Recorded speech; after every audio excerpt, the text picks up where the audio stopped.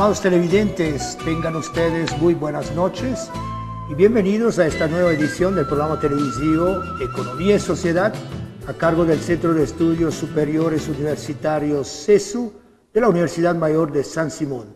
En esta oportunidad me es grato contar con la presencia del doctor Vilmar Azcárraga Cejas. Él es doctor en Economía de la UNAM, la Universidad Autónoma de México, y también es docente investigador del Instituto de Estudios Sociales y Económicos IESE, de la Facultad de Ciencias Económicas. Vilmar, muy contento de volver a tenerte en el programa. Bienvenido.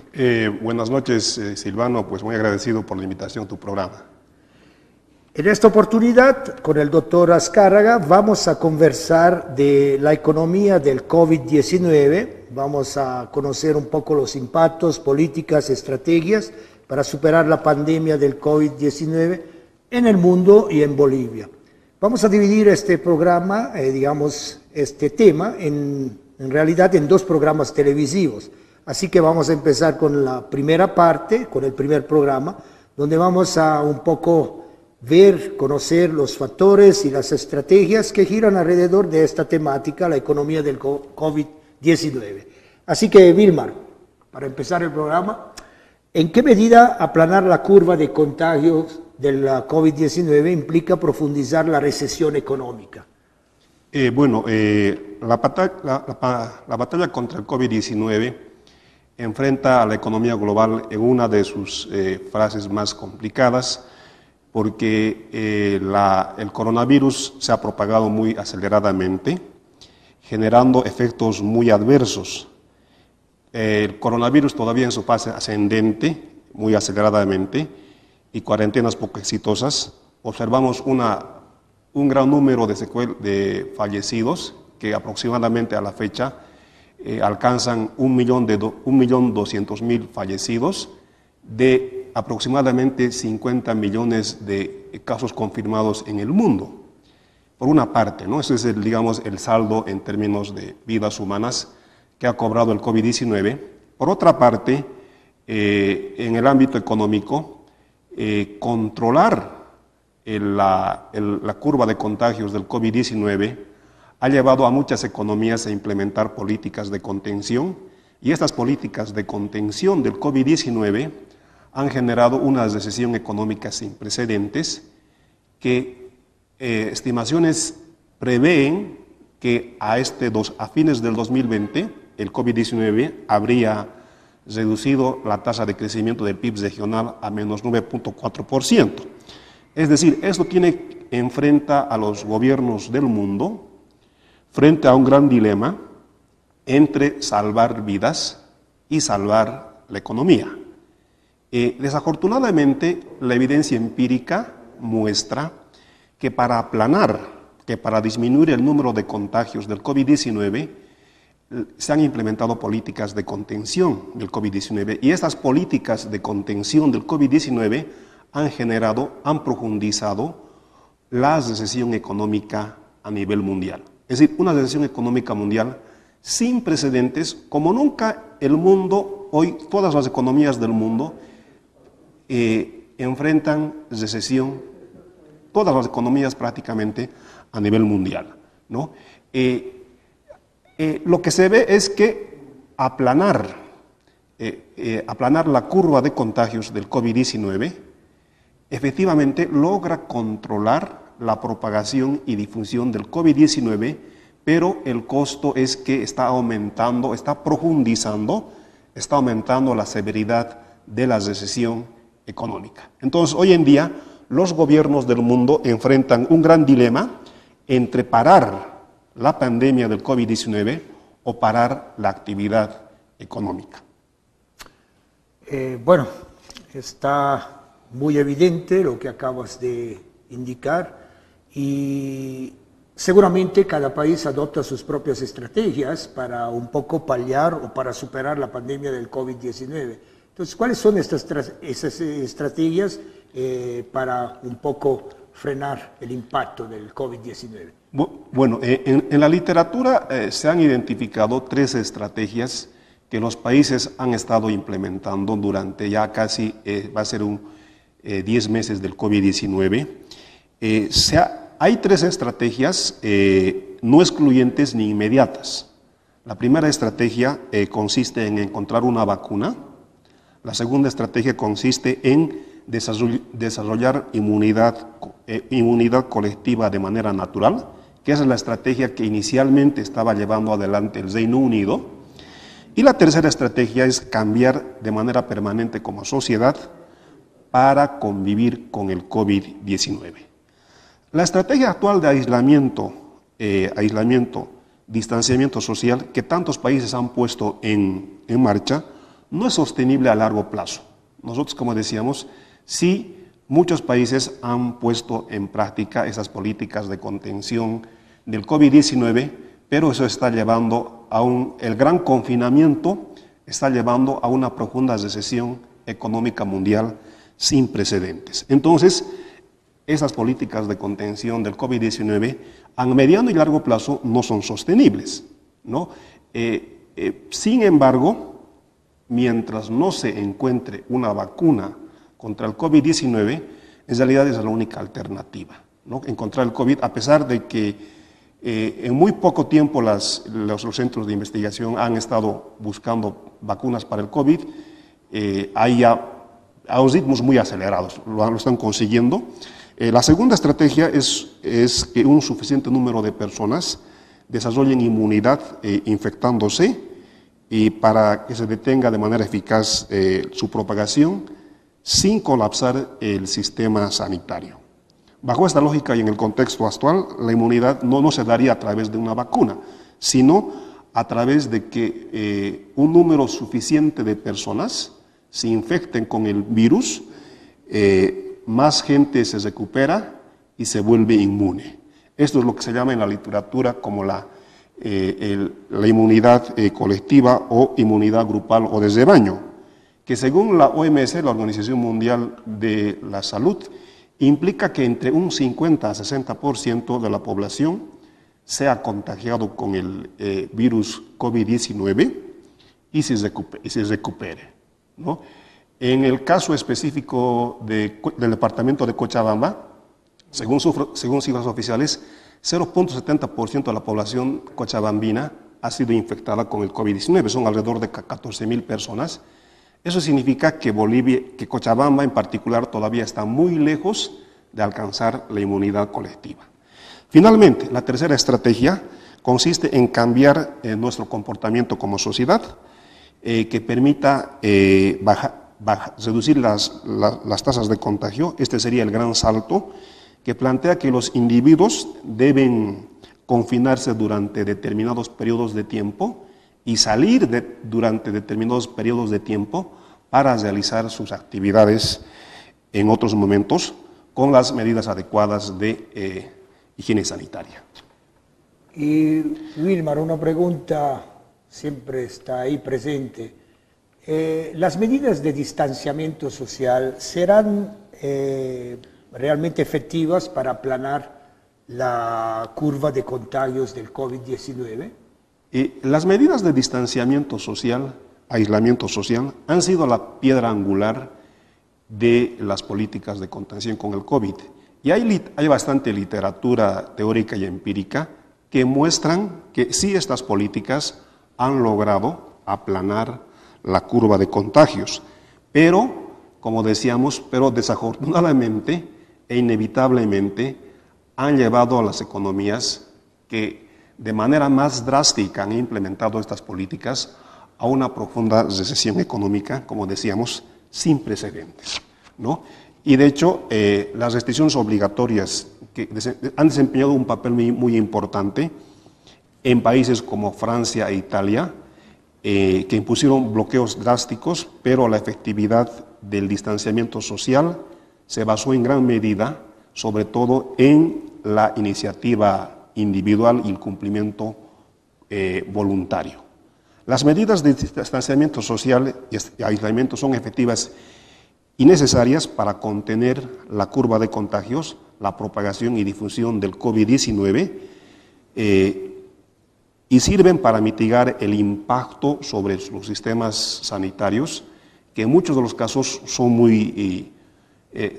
deficitarios, Sin embargo, estas medidas de contención del COVID-19 deben también ser acompañadas con políticas macroeconómicas anticíclicas y un restablecimiento gradual de las actividades económicas en función a la puesta en marcha de las estrategias comentadas.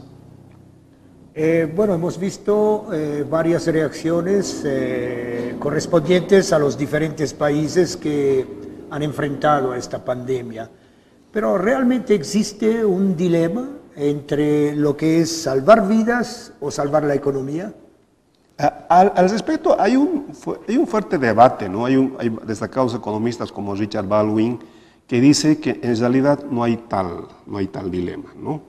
No hay tal dilema entre salvar vidas y salvar la economía, pero la evidencia empírica, los datos muestran inevitablemente este hecho, ¿no? Entonces, si las economías que sí han logrado disminuir la curva de contagios, lo han hecho a costa de llevar a su economía a incremento de la pobreza, de la desigualdad, y sobre todo en economías como las latinoamericanas, que arrastran problemas estructurales como estructuras primario exportadoras e informalidad.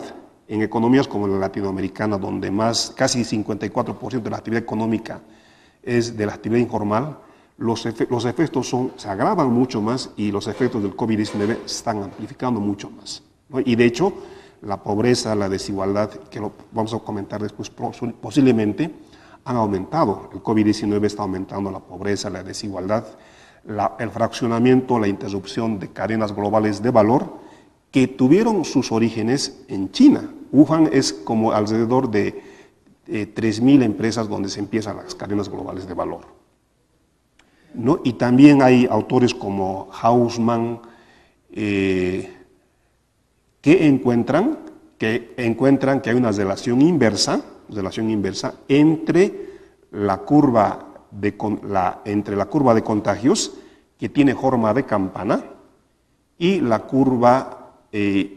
y aplanar la curva de la recesión económica, que tiene forma de U.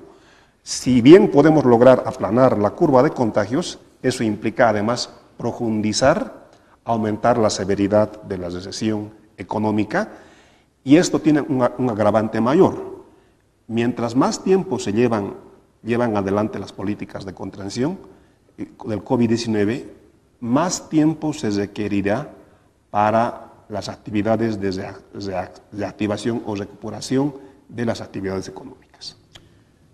De todas maneras, Wilmar, acá en nuestra región y también en el país en general, hemos podido ver cómo la gente a un cierto punto durante la pandemia exigía poder volver a trabajar, porque, bueno, decían, ¿no? Si no nos mata el virus, nos mata el hambre. Así que quizás nosotros hemos sentido ese dilema de ver a qué tener que dedicarnos y de alguna manera a través de medidas gubernamentales se ha ido buscando un cierto equilibrio, ¿verdad? Bueno, pero ahí está. ¿Y cuáles han sido los factores que han convertido a América Latina en el epicentro de la pandemia en el mundo? Ustedes saben que el COVID-19 se ha originado en un mercado en Wuhan, en China, ¿no? A fines del 2019, y en los próximos meses se ha ido expandiendo a nivel mundial. Empezó en Asia, en Europa, y llegó en 2 a 3 meses a América y América Latina. Y hasta hace unos 2 meses y algo menos incluso, el epicentro del COVID-19 fue América Latina.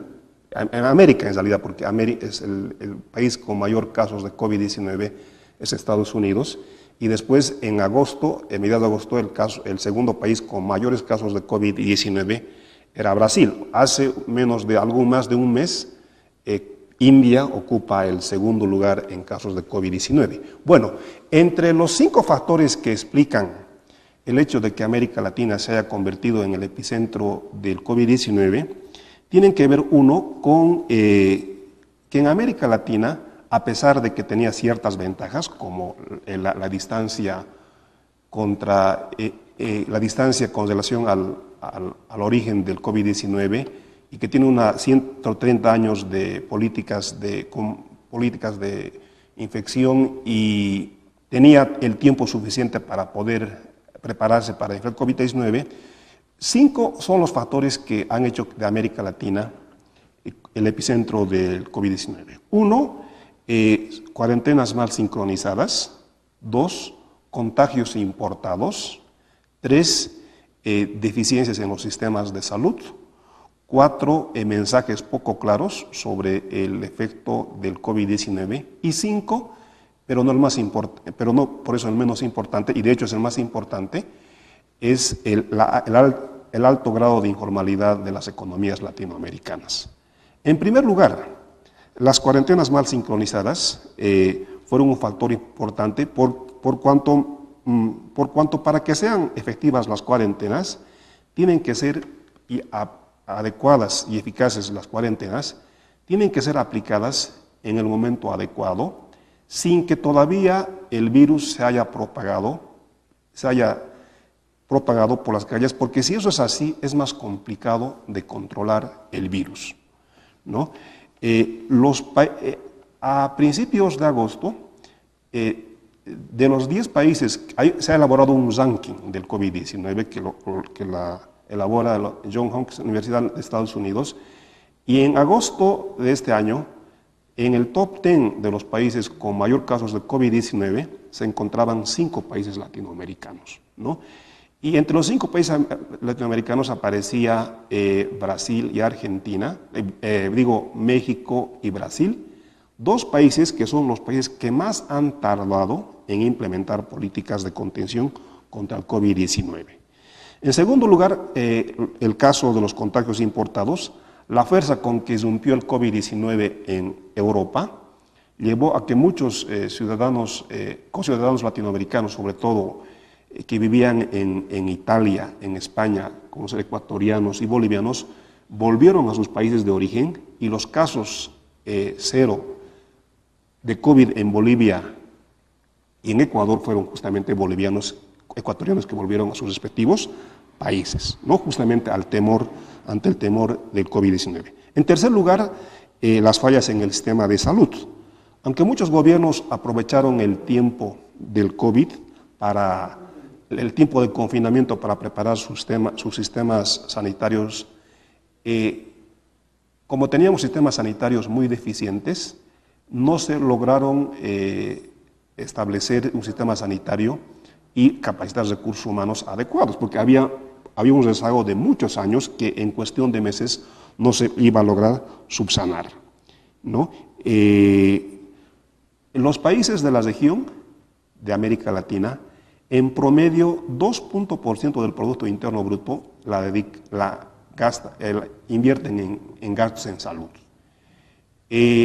Alemania, que es la economía más desarrollada de Europa, en salud gasta algo aproximadamente de $6,000. En Brasil, el país que mayor gasto en salud hace es Brasil, con $1,282.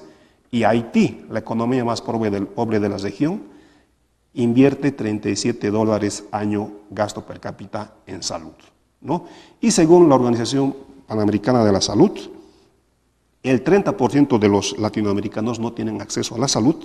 En cuarto lugar, mensajes poco claros acerca del COVID-19.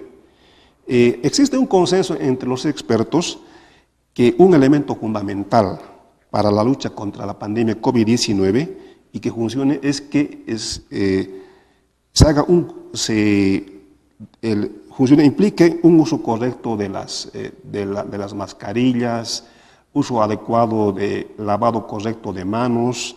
Entonces, como decía un epidemiólogo argentino, el mensaje debe ser homogéneo, sin maximizar, pero también sin minimizar. El COVID-19 no es el ébola, pero tampoco es una gripe, ¿no? Tiene una fuerte incidencia, sobre todo entre los mayores a 70 años. Finalmente, el quinto elemento es el estado precario de las economías latinoamericanas, que se caracterizan por un elevado componente de informalidad. El promedio de economía informal en América Latina es del 54%, ¿no? Algunas proyecciones estiman que debido a la crisis del COVID-19, la informalidad en el empleo en la economía latinoamericana llegará al 62%. Según un estudio del Fondo Monetario Internacional del 2018, Bolivia es la segunda economía más informal del mundo después de Zimbabue con 62%. Ahora, la informalidad es un elemento importante que agrava y amplifica los impactos negativos de la pandemia sobre el comercio internacional, el empleo, la pobreza y la desigualdad, ¿no? Entonces es un elemento porque un trabajador informal, cuando es confinado, primero, los trabajadores informales viven al día, entonces si no salen a trabajar, no consiguen, no tienen ingresos y durante el tiempo que están confinados tienen menores ingresos y también cuando vuelva la actividad económica tendrán menores probabilidades de conseguir empleo también. Casi completando el primer programa dedicado a esto de la economía en tiempos de COVID, ¿cómo has visto, por ejemplo, la reacción estatal en Bolivia con la distribución cierta distribución de la riqueza, digamos, con los bonos? En realidad, a nivel mundial, el COVID-19, les decía, ha generado efectos devastadores en varios ámbitos y todos los gobiernos del mundo, sin excepción, independientemente sean de tipo, cualquiera sea la inclinación política de los diferentes gobiernos del mundo, todos, sin excepción, con mayor o menor grado, han implementado este tipo de políticas, que muchos las han llamado políticas económicas de corte keynesiano, ¿no? Porque ante la crisis que ha enfrentado el sistema capitalista en 1930, en los 70 y en el 2008-2019, las políticas que sacaron al sistema capitalista de estas crisis fueron justamente políticas económicas keynesianas, incremento del gasto público. Muchas economías del mundo lo han hecho. Y de hecho, uno de los países que mayor impacto negativo ha recibido del COVID-19 es Perú. Y Perú, 10% de su Producto Interno Bruto lo ha destinado a esas políticas de subsidio, de políticas de bonos, como lo han hecho en Bolivia, ¿no? Entonces, todos los gobiernos, sin ninguna excepción, lo han hecho.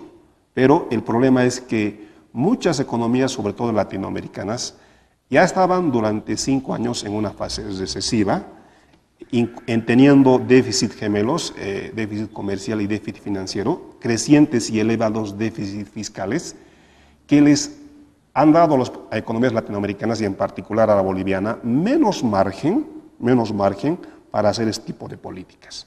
Entonces, no solamente es entre salvar vidas, claro, es importante salvar vidas, la actividad económica, pero cada vez cuando los recursos son cada vez menores. Entonces había un elemento más que había que tomar en cuenta, ¿no? Para culminar el programa, ¿algún comentario final? Bueno, la economía en el mundo ha vivido varias crisis, ¿no? Y la crisis del COVID-19, creo que es una de las primeras crisis de tipo sanitario que ha tenido este efecto realmente fuerte sobre la actividad económica, ¿no? Ya ha habido, por ejemplo, la peste española, que ha tenido efecto mucho mayor, pero no ha sido, tal vez por el grado de globalización de la actividad económica, no ha tenido el impacto que está teniendo todavía, y hay que reconocerlo, que el COVID-19 todavía no se ha controlado, que todavía también estamos ante puertas de una segunda ola de contagios. Y según algunas predicciones, incluso la segunda ola de contagios del COVID-19, al igual que de la gripe española, podría ser mucho más fuerte, ¿no? Si no se toman las medidas que corresponden. Muchísimas gracias, Wilmar. Estimados televidentes, esta edición del programa televisivo Economía y Sociedad La dedicamos a analizar un poco qué ha sucedido en el mundo en términos económicos con la llegada de esta pandemia del COVID-19. Estuvimos el día de hoy con el doctor Wilmar Azcárraga Cejas. Él es docente investigador del Instituto de Estudios Sociales y Económicos IESE de la Facultad de Ciencias Económicas. Esperamos que el programa haya sido de su agrado. Seguidamente vamos a presentarles, con la distancia de una semana, la segunda parte de este programa. Hasta la próxima sesión. Muy buenas noches.